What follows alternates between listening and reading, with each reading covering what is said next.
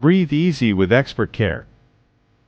Are you struggling with breathing trouble, allergies, constant cough? Meet Dr. Lokesh Garg.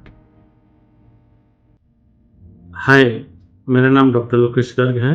मैं as a pulmonologist arts hospital sector 78 Faridabad में हूँ और आज मैं बात करूँगा अस्थमा के बारे में। जैसे मई 2025 को अस्थमा मंथ डिक्लेयर किया गया है और इंडिया में सबसे ज़्यादा अस्थमा के पेशेंट्स देखे गए हैं और रही बात मोर्टेलिटी की, वो भी इंडिया में सबसे ज़्यादा है। वर्ल्ड में नंबर 1 जो डेथ रेट है ड्यू टू अस्थमा इंडिया में है।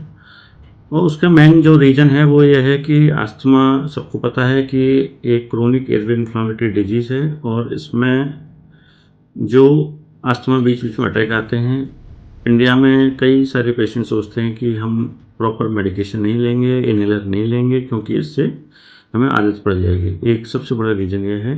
दूसरा जो रीज़न है कि इंडिया में जो स्टडी है कि 0% पेशेंट से फुल्ली कंट्रोल होते हैं अस्थमा से, यानी कि सबका अस्थमा प्रॉपर कंट्रोल नहीं है इंडिया में, इंडियन पॉपुलेशन में।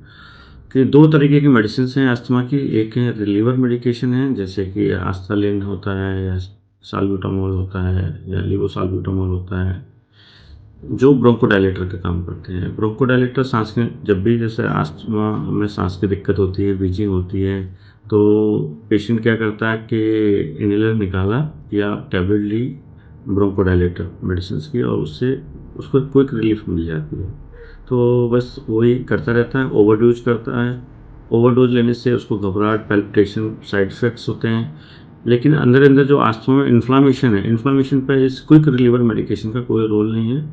टेम्परेरी रिलीफ मिल जाता है, लेकिन अस्थमा अपने अंदर-अंदर बीमारी बढ़ती रहती है और वो पर्सिस्टेंट अस्थमा में भी कन्वर्ट हो जाता है। आगे आके लंग के फंक्शन भी कम हो जाते हैं और अस्थमैटिक जो अटैक होते हैं, उसकी फ्रीक्वेंसी बढ़ जाती है। इससे बचाव के लिए ज़रूरी है जो इनहेल्ड कॉर्टिकोस्टेरॉइड्स होते हैं, आईसीएस बोलते हैं शॉर्ट में, वो लें और वो डॉक्टर की सलाह से लें और अपने जो भी फैमिली डॉक्टर है या अपना स्पेशलिस्ट डॉक्टर है जिससे आप कंसल्ट कर रहे हैं अस्थमा को, आप वो उसके साथ मिलकर प्रॉपर अस्थमा कंट्रोल प्लान बनवाएं और उस हिसाब से प्रॉपर ट्रीटमेंट लें।